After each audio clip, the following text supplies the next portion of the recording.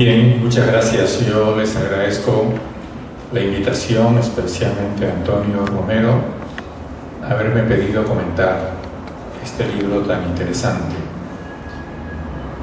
Y voy a tratar de presentarlo y explicar el sentido que creo que tiene el libro. Por el título ya ustedes se dan cuenta de qué se trata: el fetichismo de la ciencia económica. Es decir, estamos hablando, o está hablando Antonio Romero, de, digamos, en palabras usuales, de la forma como quienes estamos fascinados por la ciencia económica podemos ser engañados por ella. Y este no es un tema menor. Yo creo que es el gran tema del mundo, al menos desde el Consenso de Washington. Como ustedes saben, el Consenso de Washington es una orientación que siguen en conjunto las grandes empresas capitalistas y los gobiernos de los países capitalistas para ordenar a su manera y someter las economías de los países débiles. Pero para hacerlo ha habido un complejo de actitudes, diría yo, de formas y de mecanismos que en realidad no viene solo de 1990, sino de antes. Y eso es la forma como la estrategia mundial de los Estados Unidos ha operado en la ciencia. Y por eso es que me parece tan importante el libro de Romero, porque plantea las cosas no en los términos usuales. Estamos acostumbrados a pensar, quienes somos críticos respecto de las formas capitalistas e imperialistas de la economía y la política, estamos habituados a pensar que el imperialismo y el capitalismo son solamente explotación. No son solo eso. La explotación supone un hecho en el que hay dos elementos: el explotador y el explotado, y ambos son externos uno al otro. Lo que caracteriza al sistema hoy día es que el explotador, el dominador, está dentro de la conciencia del dominado. No estamos hablando de entes externos, porque el antiguo amo esclavista compraba o vendía al esclavo y lo explotaba hasta que el esclavo o la esclava moría. Ahora la situación es distinta. El esclavo podía ignorar o lamentarse de su situación o rebelarse. Hoy día la mayor parte de los esclavos contemporáneos están conformes con su situación. Aún más, se sienten felices con ella. Y este es un tema que los teóricos del marxismo han analizado casi desde el comienzo del marxismo. Y uno de los méritos del libro de Romero es que nos recuerda que no solamente algunos marxistas como Lukács, Gramsci, Korsch, etc., señalaron este tema, sino que el propio Marx empezó por ahí. Es decir, Marx no nos señala solamente los mecanismos de explotación del capitalismo vía la plusvalía, sino lo que nos dice es cómo y por qué los seres humanos aceptamos la alienación, es decir, un proceso por el cual nuestra propia conciencia nos es extraída y recibimos una conciencia externa. Eso es importantísimo, entender eso es importantísimo. No es solamente un problema de filosofía, es un problema de política. No es un problema antiguo, es un problema actualísimo. que nos explica por qué en muchos países, entre ellos el Perú, los peores corruptos, explotadores de gente, ladrones del Estado, gozan de popularidad. Que este es un proceso que se da en la sociología también y se da en la antropología. ¿Cómo es este proceso? Cuando Estados Unidos, allá por los años 30, antes de la Segunda Guerra Mundial, se reubica en el escenario del poder y decide ser una gran potencia, y cuando hablamos de los Estados Unidos estamos hablando fundamentalmente de Wall Street, y cuando hablamos de Wall Street estamos hablando de las grandes empresas o de los super o multimillonarios de aquella época, los que sobrevivieron y se enriquecieron todavía más con la crisis de 1929. ¿Qué necesitaban los señores Morgan, DuPont, que ha sido mencionado ahora, Rockefeller? Ellos necesitaban que la ciencia se pusiera al servicio de sus negocios. Y entonces se inventó una sociología distinta a la sociología que venía operándose desde Augusto Comte o que venía construyéndose desde Augusto Comte en Europa. ¿Quién la construyó? Con dinero de las corporaciones norteamericanas, cosa que está absolutamente demostrado. Atilio Borón, a quien Romero cita, es uno de los personajes latinoamericanos que hace tiempo viene señalando esto. La sociología de Talcott Parsons, promovida por las grandes empresas norteamericanas, se transforma en la sociología con mayúsculas. ¿Y en qué consiste la sociología de Talcott Parsons? Significa en guiarse solamente por determinados mecanismos de control de la sociedad, que Parsons señala a través de estudios complejísimos, y decir: esto es la sociedad. Y entonces, insensiblemente la gente del mundo académico y los que están bajo la influencia del mundo académico y las universidades empiezan a creer en una sociología que no es sociología, en una sociología falsa, en una sociología en la cual todos son líneas, todos son estructuras, y a eso se llama entonces el estructural funcionalismo. Y ese estructural funcionalismo después es llevado también a la antropología y acaba en su periodo más crítico y más abominable en lo que fue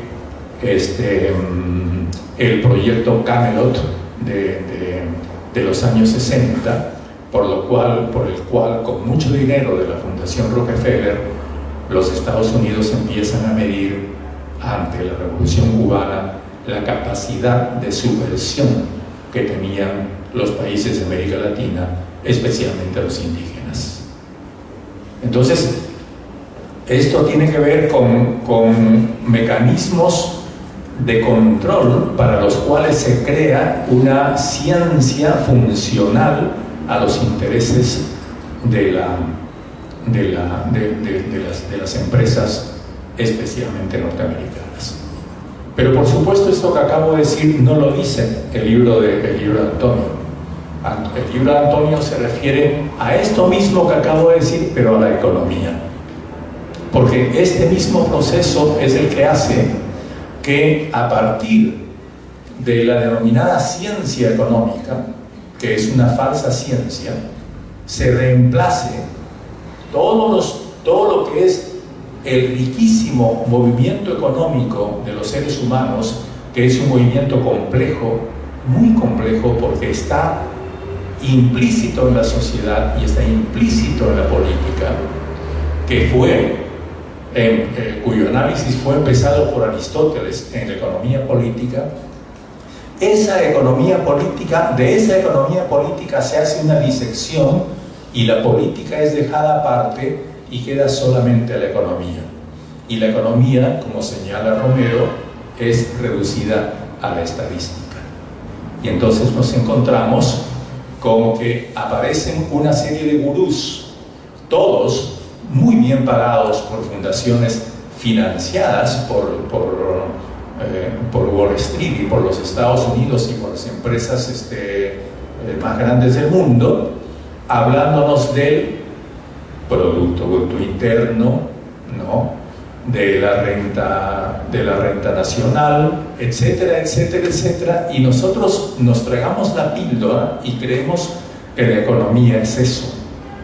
Pero todas esas categorías son tramposas, porque, por ejemplo, cuando nos hablan del Producto Bruto Interno, en realidad nos están hablando de lo que las empresas producen, no lo que los nacionales producen. Y por ejemplo, en un país como el Perú, nos encontramos entonces con que todos estamos felices porque el año 2012 la economía nos dicen, y aquí opera también lo que se ha dicho en el video, el gran dios del crecimiento, porque tenemos que crecer y crecer y crecer y crecer, y entonces nos dicen que bien, el Perú es una estrella mundial. Se habla del milagro peruano porque cuando la mayor parte de los países llamados desarrollados están en crisis, creciendo al 1%, el Perú ha crecido en 6%. ¿El Perú ha crecido en 6%? ¿El Perú? ¿O ha crecido lo que las empresas han ganado? ¿Y por qué han ganado las empresas? ¿Han producido más las empresas? ¿O son los precios los que han crecido? Los precios del oro, los precios del cobre. Pero a ustedes no les van a decir los precios crecieron. Lo que les van a decir es el producto creció. Pero no les van a decir el Producto Nacional, les van a decir el PBI, el Producto Bruto Interno. ¿Y qué es el Producto Bruto Interno? Lo que se produce en el país, pero no lo que los nacionales producen. Porque lo que Yanacocha produce, discúlpenme, no queda en el Perú.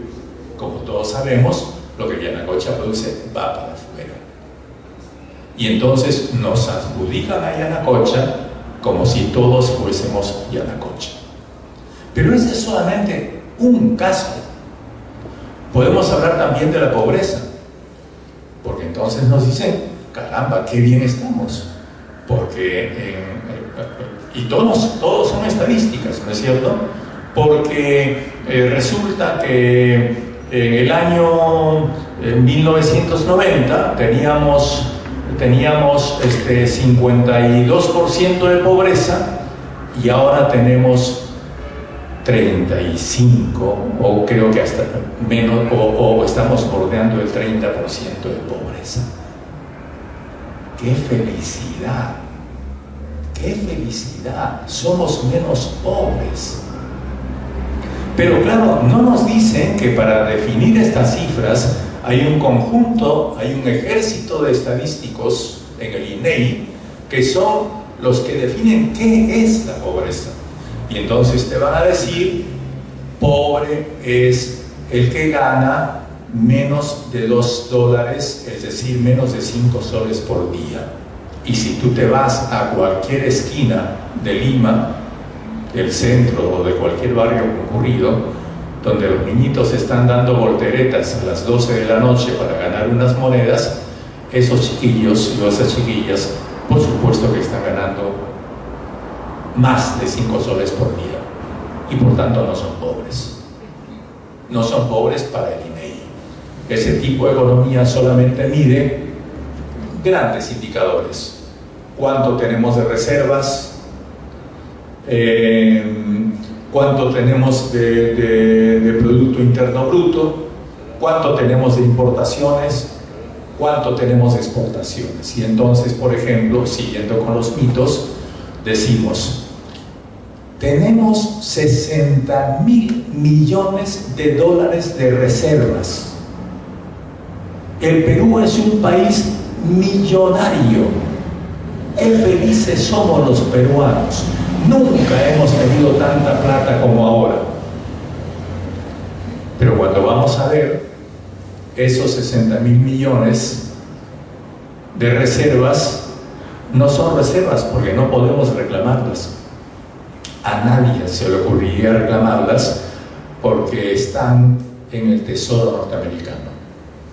Y el Tesoro norteamericano está cubierto por una montaña, está defendido por una montaña de misiles, ¿no? Y de bombas atómicas, que hará que a nadie en el Perú, ni al señor Castilla, ministro de Economía, ni a ningún peruano se le podría ocurrir y decirle y tocarle la puerta del Tesoro norteamericano y decirme: necesito mis 60.000 millones de dólares. Quien haga esa pregunta sería un loco, absolutamente. Y por esos 60.000 millones de dólares nos están pagando 0. Quizá Romero tenga la cifra, menos de 1% de intereses anuales. Hay una parte final del libro de Antonio Romero que refiere a los denominados economistas peruanos, algunos de los cuales son verdaderos representantes del tipo de economía a que me he referido.